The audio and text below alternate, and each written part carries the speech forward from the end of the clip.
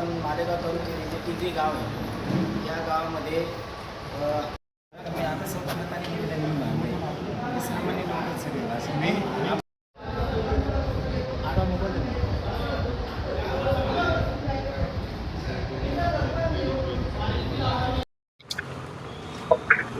आज मालेगाव पंचायत समितीवर लोकशाही धडक मोर्चाच्या नेतृत्वाखाली निवेदन देण्यात आलेलं आहे। महत्त्वाचं कारण असं आहे की मालेगाव तालुक्यातील जे टिंगरी गाव आहे या गावामध्ये आदिवासी बांधवांची जी काही स्मशानभूमी होती त्या स्मशानभूमीची जी जागावर काही लोकांनी अतिक्रमण केल्यामुळे तिथं यांना दफन करण्यासाठी किंवा अंत्यसंस्कार करण्यासाठी जागा नव्हती, म्हणून त्यांना जागेचा फार मोठा प्रश्न निर्माण झाला होता। परंतु 1 वर्षापूर्वी आम्ही मालेगाव तहसीलदार साहेब, प्रांत साहेब, अप्पर जिल्हाधिकारी साहेब आणि गट विकास अधिकारी साहेब यांच्या एकत्रित बैठकीत निर्णय घेतला की त्यांना ही जागा देण्यात यावी, कारण ती त्यांचे पूर्वजांची जागा आहे। तिथं आदिवासी बांधवांचे काही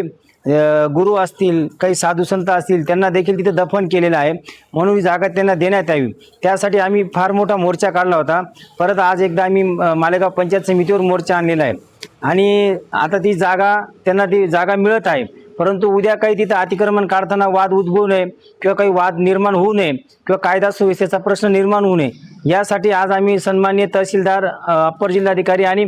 गट विकास अधिकारी यांना निवेदन देऊन सांगितले की उद्या जे काही अतिक्रमण काढण्यात येईल तर ते अतिक्रमण काढण्यासाठी तिथं सक्षम अधिकारी असले पाहिजे, जेणेकरून काही वाद निर्माण झाले त्याची जबाबदारी कोण घेणार। सन्माननीय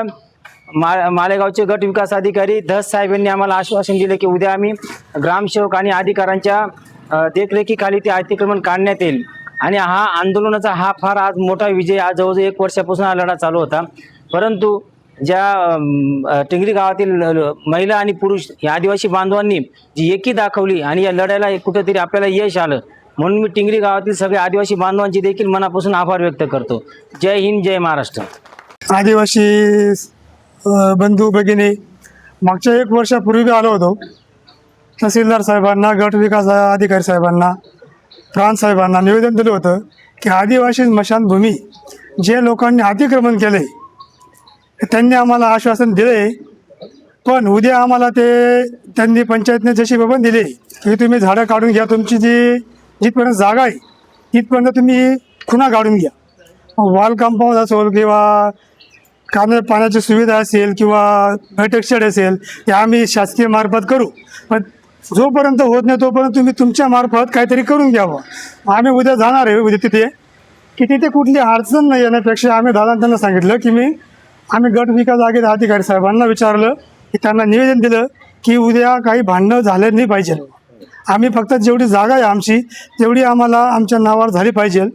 कारण की हा पूर्वीचा प्रश्न आहे, आमचा पूर्वजांपासून ती स्मशानभूमी आहे। आजपर्यंत पंचायतमध्ये आम्हाला ती जागा आमच्या नावावर किती आहे काय आहे आम्हाला माहिती नाही,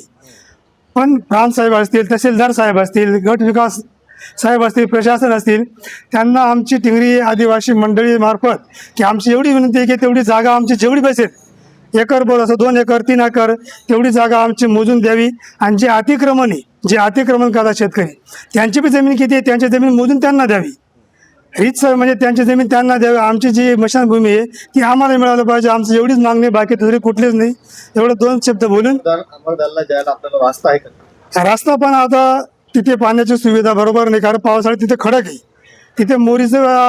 एक मोरी झाली पाहिजे, तिथे गेट झाला पाहिजे आणि वॉल कंपाऊंड झालं पाहिजे आणि तिथे ते झाडं काढून आम्हाला तिथे वृक्षारोपण करायचे की असे फळ नीम वड असं वगैरे झाडं लावायचे सावलीसाठी। जे अंतविधी लोक येतात त्यांना बैठकला अडचण आहे,